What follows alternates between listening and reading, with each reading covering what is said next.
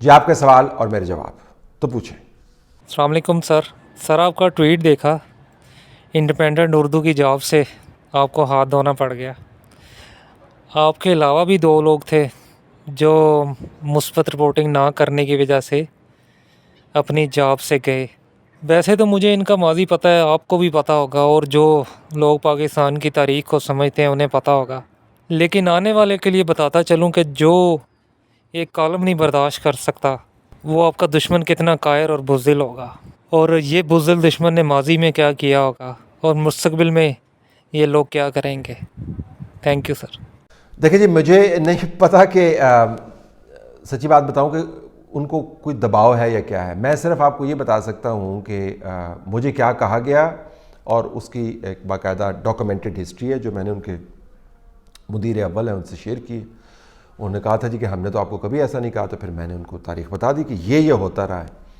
اور جس پر یہ بات ختم ہوئی وہ اس پر تھی کہ وہ کہہ رہے تھے کہ آپ اپنا آرٹیکل لکھنے سے پہلے جو ہے نا وہ جو موضوعات ہیں ہمیں بھجوا دیا کریں، ہمارے سینئر ایڈیٹر جو ہیں وہ پھر فیصلہ کریں گے آپ کا کالم کس پر ہونا چاہیے۔ تو میں نے ان سے پوچھا کہ 32 سال تو مجھے ہو گئے ہیں صحافت کے اندر، تو سینئر کون سے سینئر ایڈیٹر ہیں جو مجھے بتائیں گے کہ آپ کو کالم کس پہ لکھنا ہے؟ کوئی ذرا ان کا وہ کہتے چیڑا تو کڑا ہو ان کو بتاؤ تو صحیح کہ کون لوگ ہیں جن کا ایڈیٹوریل ججمنٹ اتنی دھانسو ہے کہ ہم جیسے لوگ جو ہیں جنہوں نے سارے ایریاز کے اندر پروفیشنلی ذمہ داریاں اپنی سر انجام دی ہیں، اور بہت سے انہوں نے پلیٹ فارمز کی بنیاد رکھی ہے جس کے اوپر وہ سینئر ایڈیٹر بیٹھ کے آج کل کام کر رہے ہیں، وہ ان کو بتائیں گے کہ جی ان کو موضوع کس قسم کا چاہیے۔ تو یہ تو سینسرشپ ہے، پری سینسرشپ، اس کے اوپر ہم نے چھوڑا۔ اب یہ اپنی مجبوریاں ہیں ان کی، یا ان کو کوئی کہہ رہا ہے، لیکن عملاً حکومت کے اوپر تنقید یہ برداشت نہیں کرتے۔ تو یہ باٹم لائن ہے، یہ سینسرشپ ہے۔ اب ان کو کہا جا رہا ہے، ان کی بازو مروڑا جا رہا ہے یا نوکری بچانے کے چکروں میں، مجھے اس کا علم نہیں ہے۔ فرینکلی میں سمجھتا ہوں کہ معاشی مسائل ہیں لوگوں کے، اور صحافت کے اندر سے اگر آپ رزق کما رہے ہیں، رزق حلال کما رہے ہیں، تو مشکلات ہیں اس کے اندر، تو آپ نوکری اپنی نہیں لوز کرنا چاہتے۔ ظاہر ہے سعودی فنڈڈ کمپنی ہے، اس کے اوپر ایک غیر ملکی بیٹھا ہوا ہے، اب اس کو جو ہدایت ملتی ہوگی اس نے نیچے پاس آن کرنی ہے، اپنے نیچے آپ کب تک ریزسٹ کر سکتے ہیں؟ تو آئی انڈرسٹینڈ دیٹ، یہ نہیں کہ مجھے اس کا علم نہیں ہے، لیکن آپ پھر اس کو کسی بڑے اصولی موقف میں کنورٹ نہ کریں کہ نہیں جی ہمیں بڑا پتہ ہے کہ سینسرشپ کیا ہوتی ہے اور آپ کو نہیں پتہ۔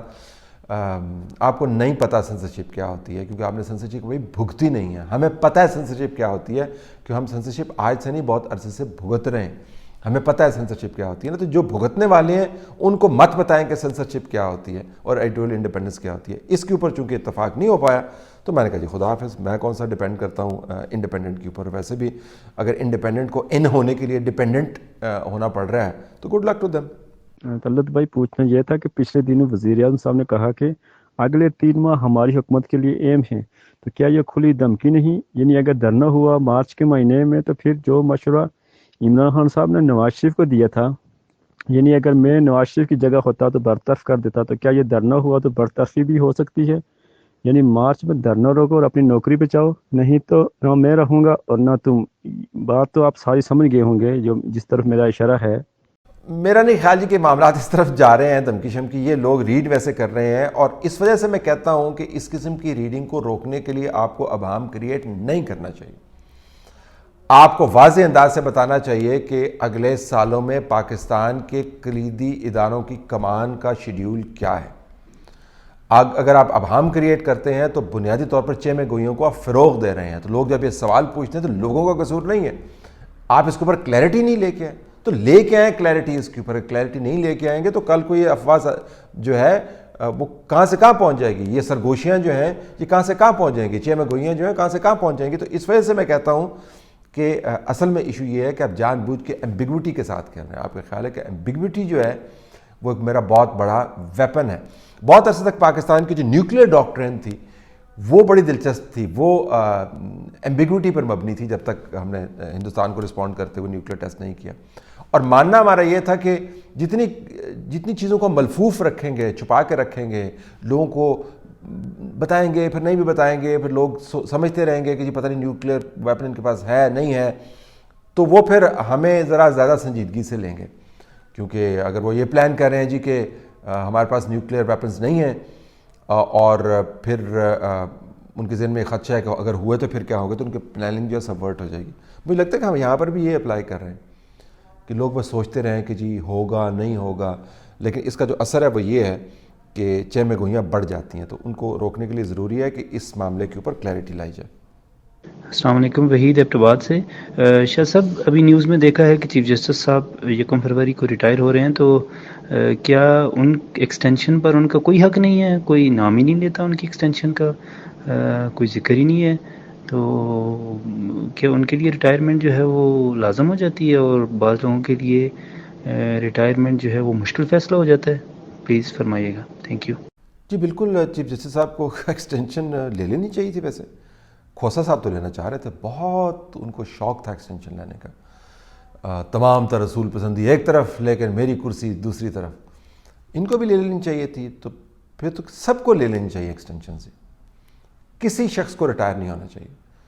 تو ہر جگہ پر یہ ہونا چاہیے کہ وزیر اعظم بھی ایکسٹینشن پہ ایکسٹینشن لیتے رہے سارے ایکسٹینشنز. لیکن اگر آپ نے ترتیب کے ساتھ، کسی وزڈم کے ساتھ ادارے چلانے ہیں تو وقت پر کرسی چھوڑنے کی روایت کو خدا کا واسطہ ہے اس کی نشو نما کریں، اس کو فروغ دیں، اپنے گرد نظام کو نہ گھمائیں. تو اچھا ہے چیف جسٹس صاحب نے، اس چیف جسٹس نے جو ہے وہ ریٹائرمنٹ وقت پہ لے لی. السلام علیکم طلعت صاحب، آپ سے سوال یہ تھا، ہمارے ملک کے جو یہ سیاسی رنگیلے ہیں، کرونا کیسز کی حالات بدتر ہوتے چلے جا رہے ہیں، اس کے اوپر ایک حکمت عملی اپنانے کی بجائے ان کی اتنی بے حسی کہ آج جو کہ اجلاس ہونا تھا محکمہ تعلیم کا، جو کہ امپورٹنٹ ہے، جو بچوں سے ریلیونٹ تھا، اس کو چھوڑ دیا گیا. اور اس کے پیچھے وجہ یہی نظر آتی ہے جو انہوں نے ایک اشعیہ دیا تھا اور ان کے حکومتی اراکین نہیں پہنچے. اب یہ ساری مشینری ان کے اوپر کام کرنے پر لگ گئی. ان لوگوں کو کوئی احساس ہی نہیں ہے عوام کے ساتھ کیا ہو رہا ہے، ہم لوگ کے ساتھ، کہ ہم لوگ کت حالاتوں میں جا رہے ہیں. بس اس کو ان لوگوں کو اپنے آپ سے کنسرن ہے. یہ سیاسی رنگیلے چاہے وہ حکومت میں بیٹھے ہیں یا اپوزیشن میں بیٹھے ہیں، ان کی کوئی کارکردگی نظر نہیں آتی. اپوزیشن تو بالکل ایسے ہے، تاریخ پہ تاریخ، تاریخ پہ تاریخ. ان طریقوں سے کیا فائدہ، ان کے تو ویسے ہی 5 سال پورے ہو جائیں گے. تو پھر یہ کس چیز کا یہاں پر آ کر ایک سیاسی شو کرتے ہیں اور اپنے آپ کو مزید جو ہے نیچا دکھاتے ہیں ہم لوگوں کی نظر کے اندر. ہمیں تو ان کی اب تو ہنسی بھی نہیں آتی کہ یہ لوگ کیا کرنے آئے ہیں. یہ سب سے بڑا ایشو ہے جی، جو پرویز خٹک کے اوپر میں نے اسٹیج کیا کل. اس کی بنیاد یہ ہے کہ جب عوام کے ایشوز کو آپ نگلیکٹ کر دیتے ہیں اور پھنس جاتے ہیں ایک خام خواہ کی فضول پروپیگنڈا وار میں، اور اس بیانیے کو تبدیل نہیں کرتے ہیں جو آپ نے اتنے عرصے سے چلایا، جس کا آپ کو کوئی سیاسی طور پر فائدہ نہیں ہوا، تو پھر لوگ ہر طرف سے جا کے آپ کو بد دعائیں دیتے ہیں. آپ کے 50% کے اپنے ووٹر جو ہیں، جو فرینڈلی قسم کے سرویز آ رہے ہیں ان کی میں بات کر رہا ہوں، 50% آپ کے اپنے جو ووٹرز ہیں وہ آپ سے نالاں ہیں. اور کے پی کے اندر اگر آپ دیکھیں تو یہ تعداد اس سے کہیں زیادہ ہے. پنجاب کے اندر بھی حالات مختلف نہیں ہیں. کیوں؟ کیونکہ آپ نے لوگوں کے معاملات کو اگنور کیا، نگلیکٹ کیا ہے، اور اپنے آپ کو آپ نے الجھایا ہے ان ایشوز کے اندر جن کا کوئی سر پیر نہیں ہے، جس کا ملک کو اور عوام کو کوئی فائدہ نہیں. طلعت صاحب، میرا نام مبین ہے. بنگلہ دیش اپنی آزادی کے بعد ہم سے کوسوں میلوں دور آگے چلا گیا، اور اس کی بنیادی وجہ یہ ہے کہ ان کا نان ڈیولپمنٹ ایکسپینڈیچر نہ ہونے کے برابر ہے. نان ڈیولپمنٹ ایکسپینڈیچر، اور ہم لوگ بس صرف وقت کی بات ہے، کچھ عرصے کے بعد ہم تنخواہیں دینے کے قابل نہیں رہیں گے. اور پینشنز تو آلریڈی ہم نے اپنے سویلینز کھاتوں کے اندر کر دی ہیں. تو یہ کیا ہو رہا ہے؟ ہمیں اپنی منزل تو نظر آ ہی رہی ہے. اب اس کے بعد اب اس کی تفصیل میں کیا جائیں؟ تو ایک فیصلہ قاضی فائز عیسیٰ صاحب نے دیا تھا جس کے اندر اس کے اوپر خاص طور پہ ایمفسس تھا، لیکن اس کو کوئی سننے کو تیار ہی نہیں ہے. جی کل میں محمد حنیف کا ایک بیانیہ سن رہا تھا، وہ پنجابی کے اندر کرتے ہیں BBC کے اوپر. اس کے اندر انہوں نے بات کی، پنجابی بولتے ہوئے ایک بنگالی کو انہوں نے کوٹ کیا کہ جی جو یہ کہہ رہے تھے ان کے کالم کے مطابق، وی لاگ کے مطابق، کہ ہندوستان اور پاکستان کے لوگوں کو آزادی کی قدر نہیں ہے کیونکہ ان کو آزادی بیٹھے بٹھائے مل گئی اور ہم نے لڑ کے لی ہے. یہ بنگالیوں کا ایک اپنا پرسپیکٹیو ہے.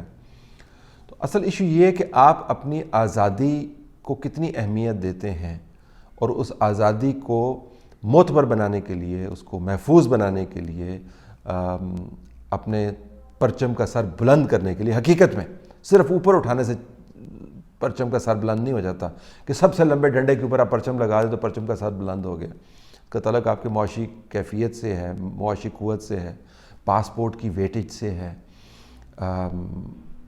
آپ کے مسائل میں کمی سے ہے، لوگوں کے نظام کے اوپر اعتماد سے ہے. اس کے اوپر آپ کتنا کام کرتے ہیں. تو بنگلہ دیش نے اس کے اوپر کام کیا، پاپولیشن کنٹرول پہ کام کیا ہے، ایجوکیشن پہ کام کیا ہے، ایکسپورٹس پہ کام کیا ہے. سیاسی طور پر بھی کوئی بہت زیادہ میچورٹی نہیں دکھا رہے تھے بہت عرصے سے، لیکن اب انہوں نے مجھے لگتا ہے کہ سیٹل ڈاؤن وہ کر گئے ہیں، کیونکہ حالات بہت خراب رہے ہیں. لیکن وہ لڑ کر آپس میں لڑنے کے باوجود دی بیٹلنگ بیگمز کا جو ایرا تھا وہ ختم ہوا، اور اس کے بعد اب وہ سیٹل ڈاؤن کر گئے.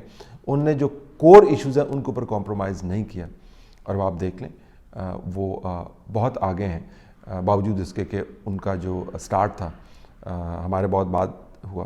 تو اصل میں اگر کوئی سننے کو تیار ہو کہ ملک کو چلانے کے نظام پر اگر آپ نے جلدی اتفاق رائے ڈیولپ نہیں کیا تو ملک کو نہیں چلا سکتے. آپ کتنی مرتبہ کہیں گے، آپ کتنی مرتبہ آپ انکار کریں گے سننے سے؟